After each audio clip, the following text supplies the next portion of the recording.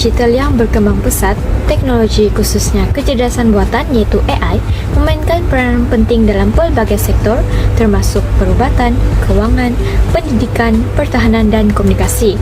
Namun seiring dengan manfaatnya yang besar, wujud satu teori konspirasi yang semakin tular diperkatakan, iaitu AI akan mencapai tahap kecerdasan yang lebih tinggi dari manusia dan secara bertahap akan menguasai dan mengawal manusia. Teori konspirasi ini berpunca daripada dakwaan bahawa AI akan menjadi lebih bijak daripada manusia lalu bertindak mengambil alih kuasa pengurusan, pekerjaan dan bahkan kebebasan individu. Selain itu, menurut Lim, tahun 2022, media dan filem seperti The Matrix, I, Robot dan Terminator telah memperkuatkan lagi persepsi ini.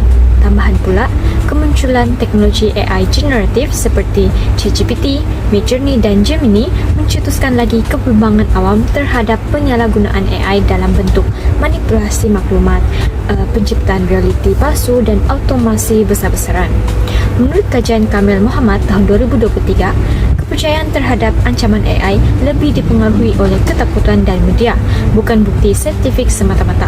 Oleh itu, laporan ini akan menganalisis teori konspirasi berkaitan AI dari sudut falsafah utama iaitu logik, metafizik dan epistemologi. Sekarang kita lihat dari sudut logik. Teori ini kata AI akan jadi terlalu canggih dan akhirnya akan kuasai manusia. Itu yang dikatakan oleh Bostrom 2014. Tapi, adakah itu benar-benar masuk akal? Okey, kebanyakan hujah ini tidak disokong oleh bukti yang saintifik dan juga kukuh. Ia lebih kepada andaian, rasa takut dan juga pengaruh dari media sosial seperti filem dan YouTube. Itu yang dikatakan oleh Harari 2016. Kemal Muhammad pada tahun 2023 menyatakan bahawa kebimbangan itu hanya hipotesis, bukannya realiti, bayang-bayangan dan juga bukannya fakta. Skeptika berkata bahawa walaupun AI bijak, ia tidak ada kehendakan yang bebas, yang mana mereka tidak boleh membuat keputusan sendiri. Tekmak 2017 menekankan bahawa AI hanya mengikut kod yang diprogramkan dan tidak ada emosi dan kesedaran. Okay. Dari segi logik, kita bandingkan dua hujah iaitu deduktif dan juga induktif lemah. Deduktif, makhluk hidup ada kesedaran. AI tidak kata, jadi AI bukan makhluk hidup.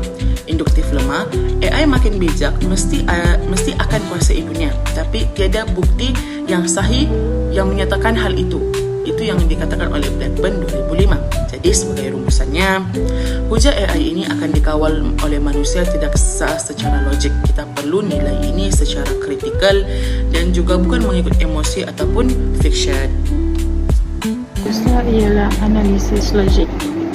Kecerdasan buatan ialah sebuah teknologi canggih dipenuhi oleh pelbagai aplikasi yang boleh membantu manusia seperti aplikasi Siri dan TikTok. Namun terdapat beberapa analisis logik tentang kecerdasan buatan AI ini yang akan menguasai dunia dan mengawal manusia. Teori konspirasi ini sering menjadi tanda tanya kerana kecerdasan buatan AI semakin canggih sehingga melebihi akal pemikiran manusia yang boleh menimbulkan kerisauan manusia. Kadangkala kecerdasan buatan AI ini memberi impak yang negatif kepada manusia dan pengguna yang menyalahgunakan AI iaitu kecerdasan buatan.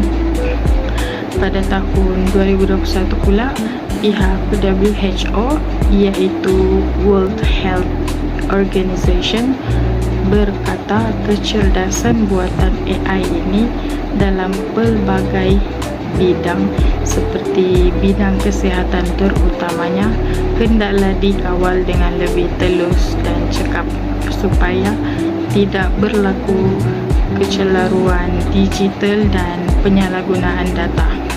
Selain itu, pada tahun 2024 juga pihak MPC iaitu Perbadanan Produktiviti Malaysia menyatakan bahawa teknologi kecerdasan buatan AI ini dapat membantu setiap pekerjaan menjadi lebih lancar, tetapi privasi setiap individu juga masih perlu dijaga. Jadi oleh itu jelaslah bahawa analisis logik ini membuktikan di mana kecerdasan buatan AI yang akan menguasai dunia dan mengawal manusia tidak logik, kerana teknologi AI masih dapat dikawal oleh manusia hingga sekarang. Saya akan menerangkan tentang analisis metafizik. Metafizik ialah cabang falsafah yang mengkaji realiti di luar dunia fizikal yang boleh diperhatikan atau diuji secara saintifik. Ia merangkumi persoalan tentang kewujudan, kesedaran, masa, ruang dan juga jiwa. Dalam konteks teori konspirasi, ada kepercayaan bahawa AI akan menguasai dunia dan menggantikan manusia dalam pelbagai bidang seperti pekerjaan, ketenteraan dan pentadbiran global. Namun begitu, dari sudut metafizik kita boleh menilai semula kepercayaan ini menggunakan 3 pendekatan utama, yaitu realisme, idealisme dan dualisme. Yang pertama, realisme melihat bahawa AI tidak mempunyai kesedaran atau kehendak bebas. Ia hanya menjalankan kod dan arahan yang direka oleh manusia tanpa bukti objektif. Kita mudah terpengaruh dengan teori yang tidak sahih. Yang kedua, idealisme menyatakan bahawa kepercayaan terhadap kebangkitan AI sebenarnya terbentuk dalam minda manusia melalui imajinasi dan persepsi, bukan realiti sebenar. Walaupun AI nampak bijak, ia masih hanya bergantung sepenuhnya kepada program yang ditulis oleh manusia. Ketiga, dualisme membezakan antara jasad fizikal dan roh atau minda. Menurut falsafah Descartes, hanya manusia mempunyai kesedaran sebenar. AI hanyalah ciptaan daripada litar dan kod yang tidak memiliki jiwa atau roh seperti manusia. Sebagai kesimpulan, pendekatan metafizik membantu kita menilai semula ketakutan terhadap AI secara rasional, yang menunjukkan bahawa kepercayaan bahawa AI akan menguasai manusia adalah tidak berasaskan realiti objektif tetapi lebih kepada imajinasi dan persepsi yang dipengaruhi oleh media dan budaya populer. Sekian, terima kasih.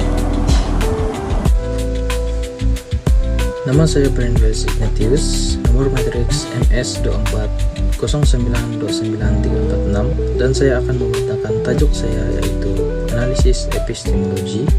Pertama sekali saya akan melakukan pengenalan isu terhadap teori konspirasi yang mendakwa bahwa kecerdasan buatan AI telah atau akan menguasai dunia dan mengawal manusia. Teori ini berpunca daripada kebimbangan bahwa AI akan berkembang di luar kawalan manusia. Seterusnya, perspektif epistemologi. Dari sudut epistemologi, teori ini lemah karena tidak disokong oleh bukti saintifik yang sah dan objektif. Ia gagal memenuhi kriteria pengetahuan yang sah seperti justifikasi dan rational empirical. Selain itu, pengaruh media dan fiction. Kebanyakan kepercayaan terhadap teori ini dipengaruhi oleh media fiction dan kandungan yang tidak sahih di media sosial. Sebagai contoh, film seperti The Matrix menggambarkan AI sebagai kuasa yang dominan, walaupun ia hanyalah rekaan semata-mata dan bukan berdasarkan realiti semasa. Seterusnya, ketakutan dan salah paham teknologi.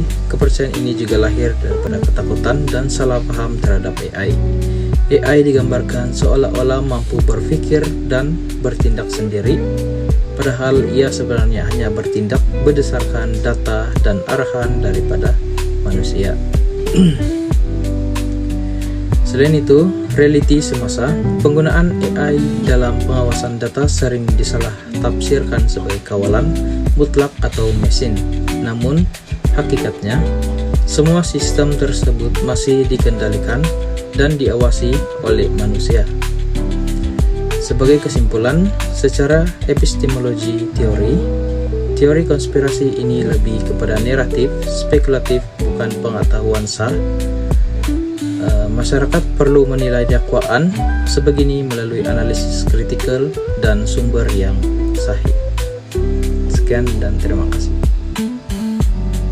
Teori bahwa kecerdasan buatan AI akan menguasai dunia dan mengawal manusia bukanlah satu kenyataan mutlak, tetapi ia sering menimbulkan kebimbangan yang berpunca daripada kekurangan kefahaman terhadap teknologi yang semakin pesat berkembang.